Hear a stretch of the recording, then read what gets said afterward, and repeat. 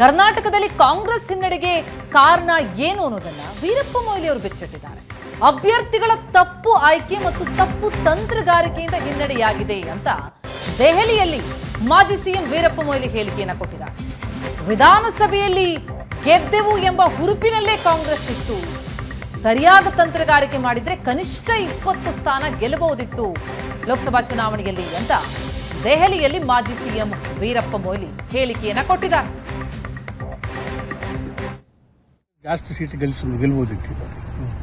ಏನು ಕಾರಣ ಅಂತ ಕಾರಣ wrong selection and wrong strategy and we are riding over the ಇರೋದು ಅಸೆಂಬ್ಲಿಯಲ್ಲಿ ಗೆದ್ದೆವು ಅಂತೇಳಿ ಆ ಹುರುಪಿನಲ್ಲೇ ನಾವು ಇದ್ದು ಸೋತೇವೆ.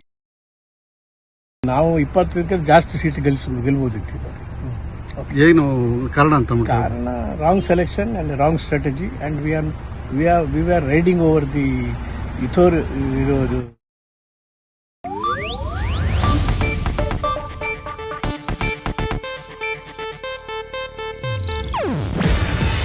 ಇದು ಏಷ್ಯಾನೆಟ್ ನ್ಯೂಸ್ ನೆಟ್ವರ್ಕ್ ಪ್ರಸ್ತುತಿ. ನೀವು ನೋಡ್ತಿದ್ದೀರಾ ಏಷ್ಯಾನೆಟ್ ಸುವರ್ಣ ನ್ಯೂಸ್.